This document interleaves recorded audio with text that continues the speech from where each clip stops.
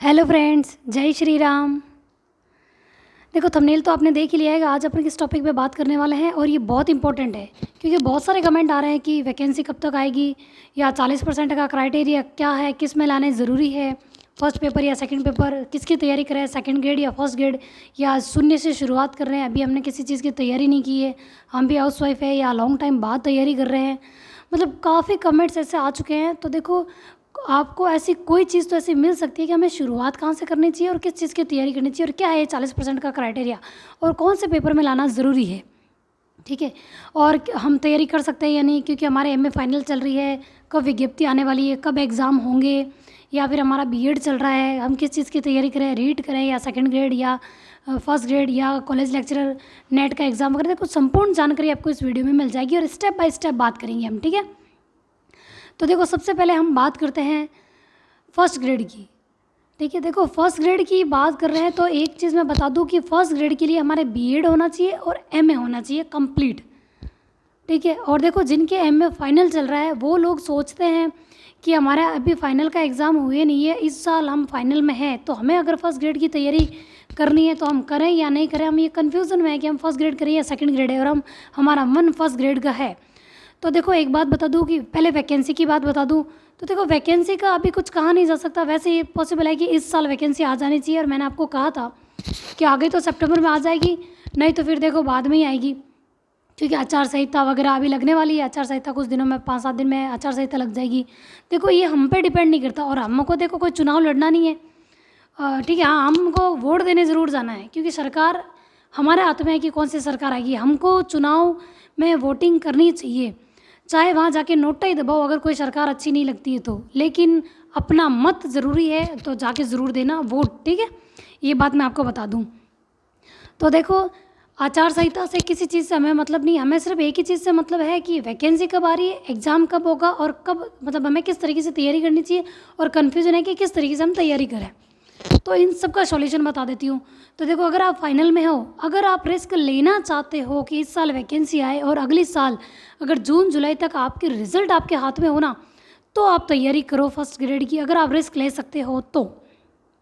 लेकिन रिस्क नहीं लेना चाहते और आपकी बीएड कंप्लीट है या बीएड फाइनल है, और बीएड अगर आपकी कंप्लीट हो जाएगी तो आप सेकंड ग्रेड की तैयारी करो, रीट की तैयारी करो, उनकी करो। और देखो मैं तो यही कहूँगी कि रीट की तैयारी करना चाहते हो ना, रीट मेंस की, तो उससे पहले आपको रीट पात्रता देनी होगी। 2 एग्ज़ाम उसमें भी क्रैक करने पड़ेंगे आपको। रीट पात्रता दो, फिर रीट मेंस दो।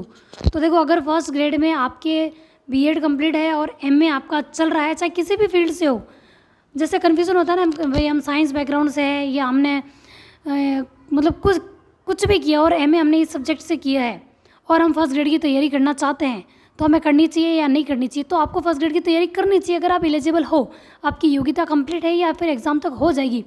एग्ज़ाम डेट आती है उस दिन आपकी मार्कशीट आपके हाथ में होनी चाहिए, तब आप उसके लिए योग्य हो जाओगे। क्योंकि कुछ कमेंट यही आते हैं कि मतलब हमें देना चाहिए नहीं, हमारे एमए होगी नहीं होगी, इस तरीके से आ रहे हैं। तो देखो ये फिक्स है कि आपका रिजल्ट आपके हाथ में होनी चाहिए एग्ज़ाम डेट के टाइम।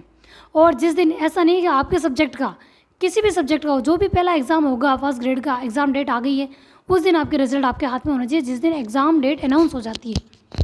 ठीक है, तो अगर आप रिस्क ले सकते हो, लेना नहीं ले सकते हो, तो मैं यही कहूँगी कि जिसके लिए योग्य हो उसकी तैयारी करो।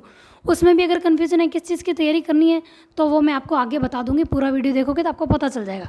तो देखो फर्स्ट ग्रेड की बात हो गई कि आप एलिजिबल हो तो ही आप उस चीज़ की तैयारी करो। कैसे करोगे वो मैं बता दूंगी, और कुछ लिंक मैं डिस्क्रिप्शन में शेयर करूंगी कि किसी सब्जेक्ट को आपको कैसे पढ़ना चाहिए और कहाँ से पढ़ना चाहिए, बुक्स वगैरह सारी चीज़ें मैं आपको बता दूंगी। तो हो गई अपने फर्स्ट ग्रेड की बात। फर्स्ट ग्रेड में कोई दिक्कत नहीं है। और एक कमेंट ये आता है कि हमारे फर्स्ट ग्रेड में 55% से कम है तो क्या हम फर्स्ट ग्रेड दे सकते हैं। तो देखो फर्स्ट ग्रेड में परसेंटेज मायने नहीं रखते, चाहे आप सिर्फ पास ही क्यों ना हुए हो।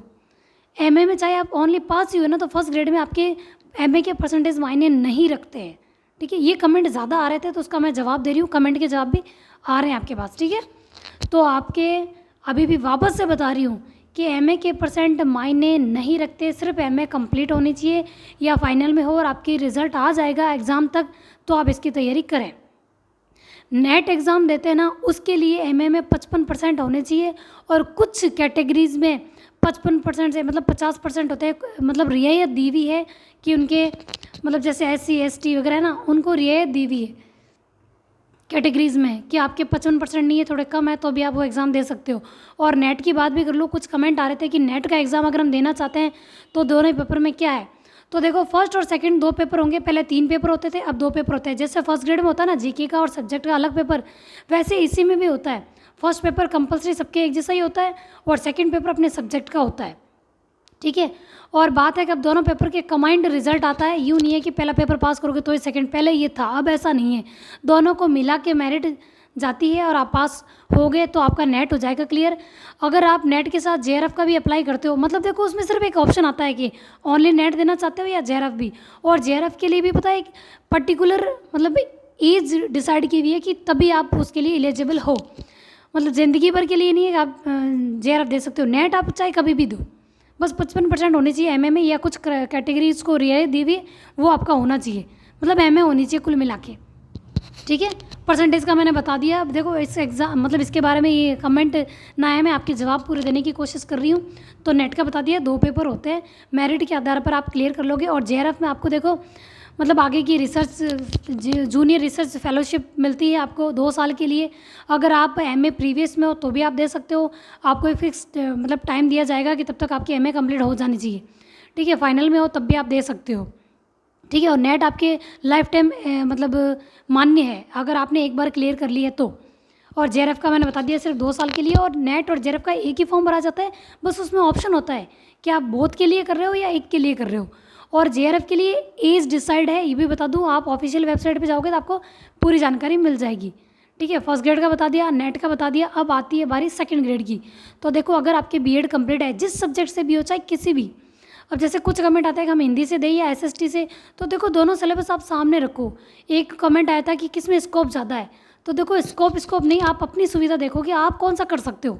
स्कोप तो देखो जिसकी हम तैयारी अच्छी करते हैं ना, बस उसमें अपना स्कोप अच्छा ही है कि चाहे इंग्लिश सब्जेक्ट ही क्यों नहीं हो, अगर हमें बहुत अच्छा आता है तो हम उसमें 100% हमारे लिए तो स्कोप ही है, हम अच्छा करेंगे तो हमारा नंबर तो आ ही जाएगा ना।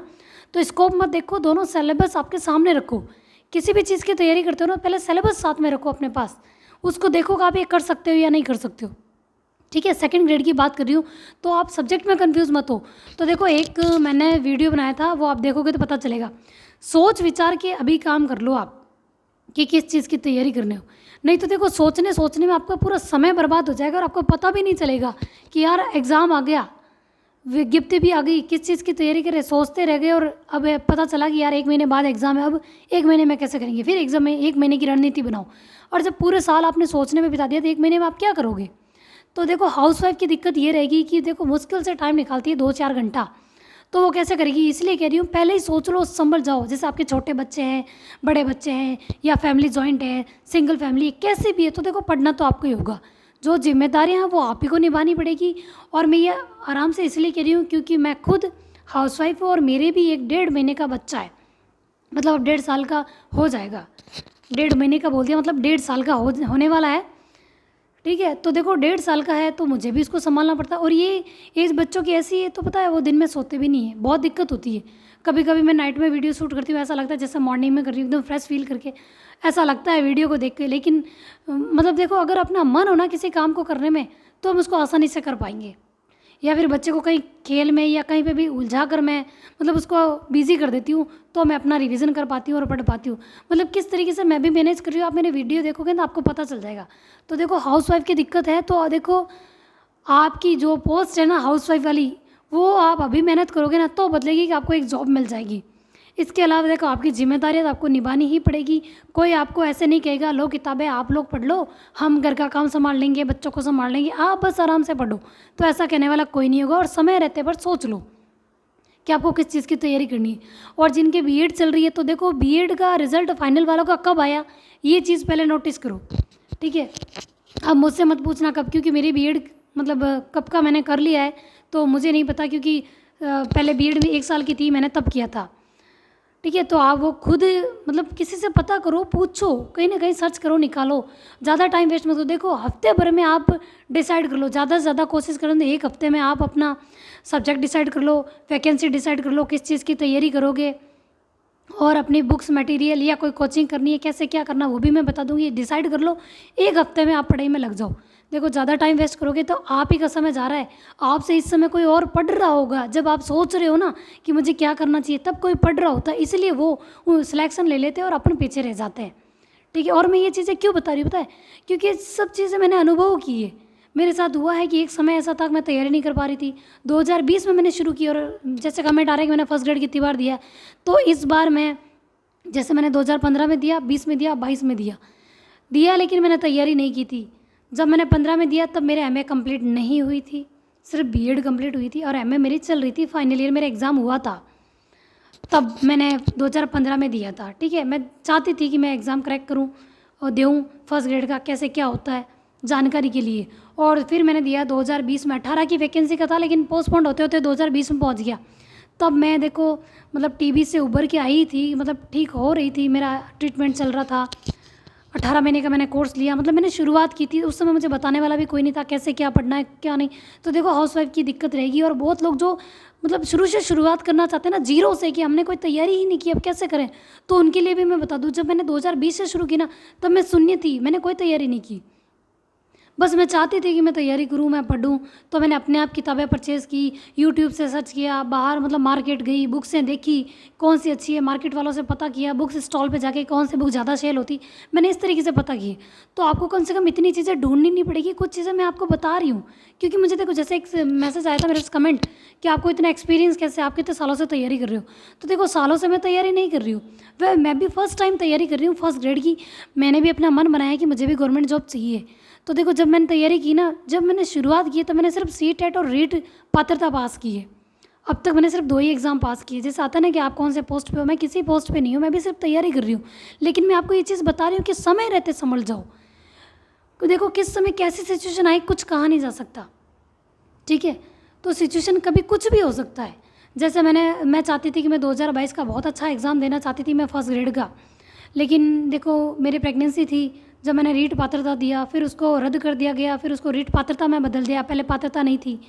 मैंने वो एग्ज़ाम दिया, फिर मेरी डिलीवरी हुई तो सिजेरियन थी, फिर मेरे पापा बीमार हो गए। और जब मैंने रीट मेंस का एग्ज़ाम देने की ट्राई की, मैं उसकी तैयारी करूँगी, तो मेरे फादर एक्सपायर हो गए थे। जैसे 1 तारीख 26 को एग्ज़ाम था और 1 फरवरी को एक्सपायर हुए थे। मैंने ये बहुत बार बताया। तो देखो सिचुएशन कोई नहीं देखेगा, जैसे आप कमेंट देखते हो ना, सिर्फ लोग रिजल्ट देखते हैं। इसीलिए मैं कह रही हूँ कि समय पे तैयारी कर लो। तो देखो आप डिसाइड कर लो किस चीज़ की तैयारी करनी है, सिलेबस देख के डिसाइड करो किस में क्या इसको वगैरह, वो मत देखो। सिलेबस देखो किस लिए आप एलिजिबल हो, उस चीज़ की लग जाओ जल्दी से जल्दी। अब आप कहोगे हम फर्स्ट टाइम तैयारी कर रहे हैं, कर सकते हैं, यानी खुद पे विश्वास रखो। जैसे मैंने शुरुआत की ना, तो अभी ही की है, मेरे को भी लॉन्ग टाइम नहीं हुए, 1-2 महीने हुए हैं, ज़्यादा टाइम नहीं हुआ। बस मैं जैसे कि इतने टाइम से कोशिश पे लगी हुई थी, तो अब मेरी कहीं जाके थोड़ी सी स्पीड बढ़ी है कि जहाँ मैं 4-5 दिन में एक टॉपिक कर पाती थी, वहाँ मैं 1 दिन में एक टॉपिक कर पा रही हूँ। मतलब ये है कुल मिला के कि अगर आप अभी भी शुरुआत करते हो ना, तो आपको टाइम लग जाएगा अपनी स्पीड बढ़ाने में, पढ़ने में। कभी ऐसा होता है समझ में तक नहीं आता है, ये सब चीज़ हो चुकी है। अगर आप देखो ये चीज़ मतलब खुद समझने की कोशिश करोगे, मैं ऐसे करूँ वैसे करूँ, कहाँ से पता करूँ, तो समय निकल जाएगा। और ये भी वैकेंसी जो आ रही है ना, वो भी निकल जाएगी। फिर देखो मतलब नई सरकार आएगी, वैकेंसी निकाले, कब निकाले क्या हो, कुछ नहीं कहा जा सकता। जाती सरकार है, युवाओं को लुभाने के लिए, लालच देने के लिए वैकेंसी निकालेगी और एग्ज़ाम भी करवाई, कोशिश करेगी कि नेक्स्ट ईयर एग्ज़ाम हो जाए। सरकार वापस सत्ता में आने के लिए ट्राई तो मारेगी ना। तो देखो अपन को कोशिश अभी से करनी है, क्या पता जून जुलाई में एग्ज़ाम हो जाए, अप्रैल के बाद एग्ज़ाम कभी भी हो सकता है। जैसे कमेंट आया था सेकंड ग्रेड की तैयारी कैसे करें, एसएसटी से इतने सारे सब्जेक्ट हैं। तो देखो अगर आप अभी से तैयारी करते हो और 1 महीने में एक सब्जेक्ट भी अगर 1 महीने में एक करते हो ना, तो भी 8 महीने में 8 सब्जेक्ट हो जाएंगे। तो देखो हो गई ना तगड़ी तैयारी। और फर्स्ट पेपर को जीके का है, सिलेबस निकालो, रोज़ एक टॉपिक लेते हो, तो देखो 30 महीने में, मतलब महीने में 30 दिन होते तो 30 टॉपिक हो जाएंगे। अगर 2 दिन में एक टॉपिक करते हो तो 15 टॉपिक हो जाएंगे। तो मतलब सोच के देखो, आप आराम से अभी तैयारी कर सकते हो। और रही बात 40% की है, तो देखो फर्स्ट पेपर में 40% लाना अलग है, सेकंड ग्रेड हो या फर्स्ट ग्रेड, दोनों में 2 पेपर होंगे, फर्स्ट पेपर जीके का और सेकंड पेपर सब्जेक्ट का। ठीक है, चाहे वो कोई भी बैकग्राउंड हो आपका, साइंस के हो, एसएसटी के हो, हिंदी के हो, इंग्लिश के हो, किसी भी सब्जेक्ट से हो आप, 2 पेपर तो आपके होंगे। ठीक है। जैसे फर्स्ट ग्रेड की बात करूँ या सेकंड ग्रेड की, तो फर्स्ट पेपर में आपको 40% लाने हैं, तभी आपके सेकंड ग्रेड पेपर के पास पहुंच पाओगे कि सेकंड पेपर में भी 40%। दोनों में अगर 40% आते हैं तो सिर्फ आप पास होगे। फिर मेरिट का लेवल अलग होगा कि कितनी मेरिट जाती है, क्योंकि और लोग भी होंगे ना, वो बहुत अच्छी तैयारी करके आते हैं, तो मेरिट हाई भी जाती है, लो भी जाती है, लेकिन 40% तो पास नहीं करते। अगर आपने सेकंड पेपर बहुत अच्छा तैयार कर लिया, फर्स्ट पेपर में 40% नहीं आए, चाहे आप सेकंड में 300 में से 300 नंबर ला रहे हो, लेकिन फर्स्ट पेपर में 40% का क्राइटेरिया में अगर एक नंबर से भी पीछे हो ना, तो आप एग्ज़ाम से बाहर हो। ये है 40%। मतलब पर सब्जेक्ट में आपको 40% लाने हैं। मतलब फर्स्ट पेपर जीके उसमें 40% लाओ, और आपका सेकंड पेपर जो भी है उसमें भी 40% लाओ, चाहे आप सेकंड ग्रेड की तैयारी कर रहे हो या फर्स्ट पेपर की, क्योंकि इस बार 40% से बहुत लोग पीछे रह गए। तो देखो 40% के क्राइटेरिया के हिसाब से भी मेहनत करनी है और मेरिट में आने के हिसाब से भी मेहनत करनी है। तो फिलहाल कम से कम इस साल जो अक्टूबर नवंबर दिसंबर 3 महीने रहे, तो कम से कम 40% की तैयारी, जो 40% सिर्फ एग्ज़ाम पास करने के लिए है फर्स्ट पेपर सेकंड पेपर की, तो वो इस साल कर लो। 40% की क्राइटेरिया पास करने की मेहनत इस साल कर लो, और अगले साल अप्रैल तक, जनवरी फरवरी मार्च अप्रैल 4 महीने आप इतनी मेहनत कर लो कि आप मेरिट में आ सको। मतलब इस तरीके से भी रणनीति बनाई जा सकती है ना, कि इस साल 3 महीने 40% का क्राइटेरिया के लिए जितने जितने सब्जेक्ट जैसे पढ़ने उनको डिसाइड कर लो और वो पढ़ लो।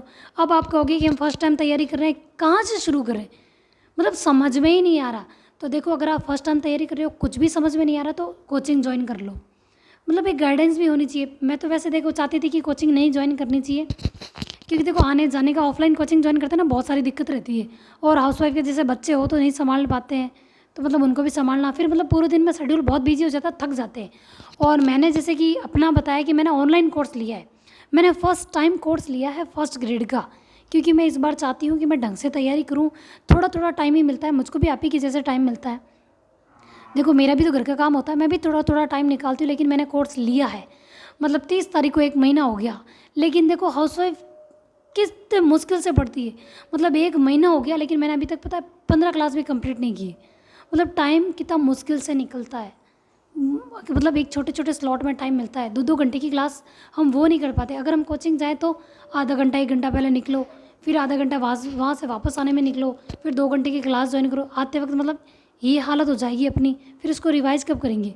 मतलब जैसे तैसे करके अगर आप ऑनलाइन क्लास, अब क्या होगी कि किसकी लें, तो देखो वो आपको ही डिसाइड करनी पड़ेगी। किसी का भी लो ना, तो अब यूट्यूब पे सर्च करो उस टीचर को, उस कोचिंग को, चाहे वो कलाम हो, उत्कर्ष हो, या जयपुर का ज्योग्राफी का मैंने कोर्स लिया है कुलदीप सर का, तो उनका यूट्यूब पे सर्च करो वो कैसा पढ़ाते हैं, उनका नोटिस करो, उसके बाद लो आप कोर्स, तब आपको समझ में आएगा उनका लेना चाहिए या नहीं लेना चाहिए। ठीक है। जीरो से तैयारी करने वाले भी सिलेक्शन ले सकते हैं और हाउसवाइफ भी ले सकती है, भले ही टाइम कम मिल रहा है, लेकिन अभी हमारे पास समय है, कोशिश कर सकते हैं। एक सब्जेक्ट लो, जब एक की तैयारी कर रहे हो ना, तब आप दूसरे के बारे में मत सोचो कि अभी आप जैसे कि हिस्ट्री पढ़ रहे हो, तो ये मत सोचो यार साइकोलॉजी कहाँ से पढ़ेंगे, मैनेजमेंट कहाँ से पढ़ेंगे, मैथ्स कहाँ से पढ़ें, हिंदी कहाँ से पढ़ें, इंग्लिश कहाँ, वो मत सोचो। जिस समय जो पढ़ रहे हो उस समय पहले उसी पे फोकस करो। मटेरियल 5-7 दिन लो, आप अपने आप को टाइम दो, और जहाँ से जो इकट्ठा करना है कर लो। मैंने बता रखा है, एसएसटी का सेकंड ग्रेड का बता दिया है, फर्स्ट ग्रेड में फर्स्ट पेपर का बता दिया, और सेकंड पेपर का ज्योग्राफी का बता दिया है, सेकंड पेपर पॉलिटिकल का भी मैंने बता दिया है। देखो अच्छे से तैयारी करो, समय पे लग जाओ, बिना सोचे समझे भी काम मत करो, और जो काम करना है उसके बारे में सिर्फ सोचते ही मत रह जाओ, नहीं तो वो काम भी नहीं रहेगा। ये 2 चीज़ें हमेशा दिमाग में रखो, सोचते रहने से भी काम नहीं होगा, और बिना सोचे समझे काम करोगे तो भी वो काम नहीं होगा। सोच समझ के काम करना है, और काम के बारे में सिर्फ सोचना नहीं है, उसको अप्लाई भी करना है। एक रणनीति बनाओ तगड़ी सी, अच्छे से तरीके से, और मतलब देखो शेड्यूल में ये रखो, इतने घंटे पढ़ोगे ना, ऐसा करोगे ना तो नहीं होगा। मैंने ये चीज़ ट्राई करके देखी है कि सुबह 4 बजे से 6 बजे तक मैं पढ़ाई करूँगी, तो कभी कभार ऐसा होता है कि बच्चे रात को सोते नहीं है, 11-12 बजे जाते, तो क्या 4 बजे उठ जाते हो, तब ये बहुत दर्द होता है, नहीं पढ़ पाते हैं। आप बस ये चीज़ डिसाइड करो, चाहे सुबह उठो या नाइट में पढ़ना पड़े या दिन में टाइम निकालो, जैसे तैसे टाइम निकालो, टॉपिक डिसाइड करो कि आज मुझे ये करके सोना है नाइट में, चाहे कितनी भी बजे, आज 24 घंटे जैसे सुबह से लगा के दूसरे दिन सुबह हो जाए ना, तब तक आपका ये टॉपिक कंप्लीट होना चाहिए। अब चाहे सो जागो बैठो 10 घंटे भी नींद लो, लेकिन नेक्स्ट टारगेट से पहले आपको वो कंप्लीट कर लेना है। इस तरीके से तैयारी करो ताकि आपका 40% का क्राइटेरिया भी कंप्लीट हो जाए। और देखो पढ़ो ना तो ये देखो कि किसका अंक बाहर ज़्यादा है, मतलब कहाँ से ज़्यादा क्वेश्चन आ रहे हैं। जैसे ये पहले था, अब तो फर्स्ट ग्रेड में भी डिवाइडेशन चेंज कर दिया गया है कि क्वेश्चन कहीं से भी ज़्यादा आ जाते हैं, लेकिन फिर भी हिस्ट्री का क्राइटेरिया ज़्यादा है कि हिस्ट्री से ज़्यादा क्वेश्चन आ रहे हैं। और मैनेजमेंट से जहाँ पहले 15 आते थे, अब 10-12 क्वेश्चन आ रहे हैं, 10 आए थे पिछली बार, मतलब 2022 में। तो देखो इस तरीके से डिसाइड करके पढ़ो, एक एक सब्जेक्ट का फोकस करो कि मुझे पहले यही कवर करना है, चाहे 1 महीना लग जाए, 1 महीने में ये किताब पूरी कर लो, उसके बाद इसको आधा घंटा रिवाइज में रखूँगी, फिर दूसरा पढ़ूंगी। या जब भी आप पहला टॉपिक पढ़ते हो, जैसे आज मैंने एक टॉपिक कर लिया, दूसरे दिन जब पढ़ने बैठते हो ना, तो दूसरा टॉपिक करने से पहले 10 मिनट अपने पहले वाले टॉपिक को रिवाइज करो। फिर तीसरे दिन पढ़ते हो तो पहले वाले जो जस्ट दूसरे दिन पढ़ा था उस टॉपिक को रिवाइज करो, तीसरे दिन तीनों का रिवाइज कर लो। और संडे को सिर्फ रिवीजन में रखो, संडे ऐसा रखो सिर्फ टेस्ट दो और रिवीजन करो। और अब आप कहोगे कि हम टेस्ट कहाँ से दें, तो देखो जीजीडी ऐप से भी आप खरीद सकते हो। अगर देखो कह रहे हैं ना कि मेरे ऐप डाउनलोड नहीं हुआ, तो देखो आपके फ़ोन में स्पेस नहीं होगा, कुछ ऐप डिलीट करो, आपका ऐप डाउनलोड हो जाएगा और वहाँ से आपको सेकंड ग्रेड की रीट पात्रता, सीईटी, मतलब बहुत सारे अलग अलग फोल्डर बने हुए हैं, आपको जिसकी लेनी है ले सकते हो, और वो भी सब्जेक्ट वाइज। किसी की भी लेना चाहते हो तो आप आराम से ले पाओगे, ठीक है। तो उस तरीके से ले लो। और मैंने कुलदीप सर का ज्योग्राफी का कोर्स लिया है, मैंने बता दिया था, और बुक्स वगैरह मैंने बता दी है। मैं भी उसी तरीके जैसे आप पढ़ रहे हो वैसे भी मैं अप्लाई अपने ऊपर भी कर रही हूँ, जो मैं कर रही हूँ वो मैं आपको बता रही हूँ। अगर आप इससे संतुष्ट हो तो आप देखो वीडियो को शेयर भी करो, किसी के काम ही आ जाएगा। देखो ऐसा होता है कि बहुत हाउसवाइफ के पास अगर ये वीडियो पहुँचता है ना, जो मतलब कई बार ऐसा होता है पता है, मतलब कुछ कमेंट ऐसे आए हैं कि मतलब हार चुके थे कि सिलेक्शन नहीं हो रहा। लेकिन देखो कई बार ऐसा होता है, हम उस समय पढ़ाई छोड़ने का सोचते हैं जब हमें एक सीढ़ी रहती है, एक स्टेप रहता है, बस एक तैयारी और बाकी रहती है, क्या पता इसमें हमारा सिलेक्शन नहीं लिखा हुआ था और हमने अपनी पढ़ाई छोड़ रखी है। ऐसा भी तो हो सकता है। इसलिए हम पढ़ाई तब तक करेंगे, हम तैयारी तब तक करेंगे जब तक हमारा सिलेक्शन नहीं हो जाता। ये बात मैं अभी भी आपको कह रही हूँ। यूँ नहीं हमने देखो टारगेट किया है 2023 चॉइस की वैकेंसी का कि सिलेक्शन लेंगे, लेकिन किसी वजह से अगर रहता है तो ये थोड़ी है यार सिलेक्शन नहीं हुआ अब नहीं पढ़ेंगे, नहीं, क्या पता नेक्स्ट स्टेप अपना ही हो। कोशिश तो यही कि यही स्टेप अपना है और इसी में आपको सिलेक्शन लेना है, क्योंकि हम ढंग से तैयारी करेंगे। अब तक देखो हमारा तरीका सही नहीं था, लेकिन देखो सारी चीज़ें ध्यान रख के पढ़ेंगे। अब बात आती है वैकेंसी की, तो देखो आचार संहिता हुई, कब लगे कब क्या करें, उनसे हमें सिर्फ वैकेंसी से मतलब है। आप खुद बता दो कि आचार संहिता और वोट या किसी चीज़ से आपको मतलब है? आपको सिर्फ वैकेंसी से मतलब है, कब आ रही है कब एग्ज़ाम हो रहे हैं। तो ये बता दो अप्रैल तक आपका एग्ज़ाम नहीं होगा, तब तक तो तैयारी कर लो, फिर चाहे वैकेंसी कभी भी आओ ना, बस हमारी तैयारी मजबूत होनी चाहिए कि एक बार एग्ज़ाम दे और हमारा सिलेक्शन हो जाए। देखो तैयारी से मतलब अभी से तैयारी कर रहे हैं, लेकिन देखो घर का काम बच्चे सब संभालते हुए जब हम एग्ज़ाम टाइम में हम पास पहुँचे, और क्या पता उस समय हमारी सिचुएशन कैसी हो कि हमें रिवीजन का टाइम नहीं मिले, या हमारा काम बढ़ जाए, या कोई बीमार हो जाए, कुछ भी हो जाए, या हम खुद उस समय बीमार हो जाए, कुछ भी हो जाए, तो पहले वाली तैयारी तो काम आएगी कम से कम। देखो सिचुएशन कभी भी कुछ भी हो सकती है। जैसे मैं रीट मेंस की तैयारी करना चाह रही थी, लेकिन मैंने अपनी सिचुएशन बताई। लेकिन देखो सब कमेंट में एक ही चीज़ पूछते हैं, आप क्या किसी पोस्ट पे हो, आपका क्या सिलेक्शन हो गया, कहाँ पे जॉब करते हो, रीट मेंस में कितने नंबर आए, फर्स्ट ग्रेड दिया उसमें कितने नंबर आए। सिचुएशन कोई मायने नहीं रख रही, किसी के लिए नहीं रख रही। तो देखो सिर्फ लोग रिजल्ट पूछेंगे, और रिजल्ट तभी हमारा अच्छा आएगा जब हम ढंग से तैयारी करेंगे। तो देखो जीरो से शुरुआत कर दी है। अगर आपको सही गाइडेंस नहीं मिल रहा है, बुक से आप नहीं पढ़ पा रहे हो, नहीं समझ पा रहे हो, तो आप कोचिंग ज्वाइन कर लो।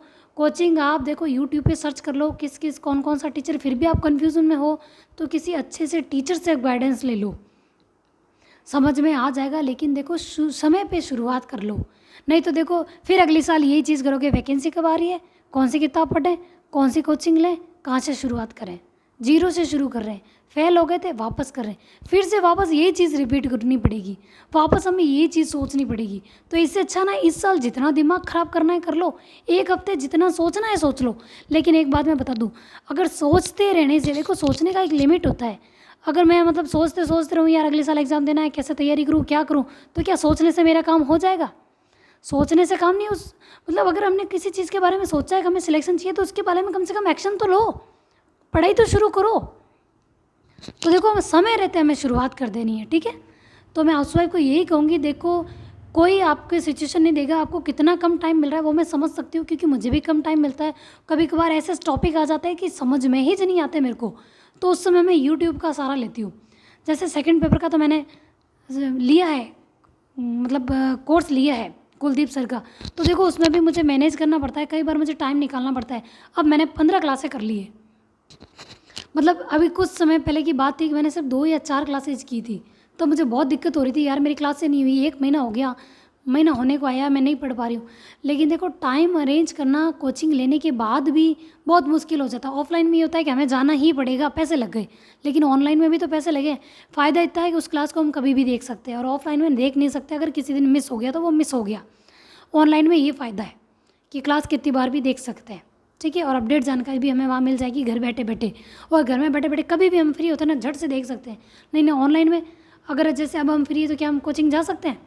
नहीं, उसका एक टाइम पीरियड फिक्स होता है। ये होता है ऑनलाइन का फ़ायदा। तो मैंने ऑनलाइन कोर्स इसलिए लिया क्योंकि देखो ज्योग्राफी मेरी थोड़ा बेस कमज़ोर था।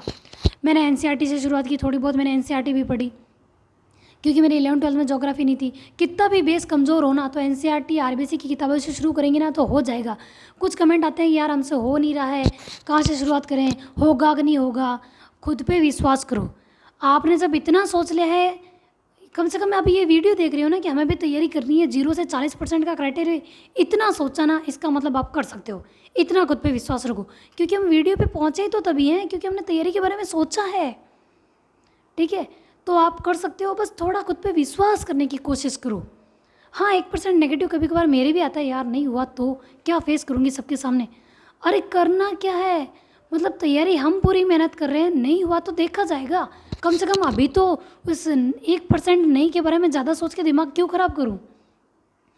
मैं अपनी तैयारी में पूरी कोशिश करना चाहती हूँ, ठीक है। पूरी जानकारी देने के लिए मैंने ये वीडियो बनाया, क्योंकि हर समय नहीं मिलता। और यूजीसी नेट का भी देखो फॉर्म अप्लाई कर दो, अगर आप कॉलेज लेक्चरर के लिए आप तैयारी कर रहे हो तो 2 चांस, देखो नेट का कहते हैं ना कितने चांस मिलते हैं, तो देखो एक एज लिमिट है। नेट तो आप कभी भी दो, लेकिन जेआरएफ के लिए एज लिमिट है। मैंने ये 2 चांस इसलिए बताए कि अगर आप आपने असिस्टेंट प्रोफेसर का भरा है ना, तो अगला जून का नेट का एग्ज़ाम आप दे सकते हो, और ये भी दे सकते हो, क्योंकि असिस्टेंट प्रोफेसर का जब इंटरव्यू होता है ना, तब आपके हाथ में मार्कशीट होनी चाहिए। ये है, इसलिए आपके पास 2 चांस है, क्योंकि क्या पता फरवरी में एग्ज़ाम हो जाए या आगे पोस्टपोन हो जाए, कुछ भी कुछ कहा नहीं जा सकता।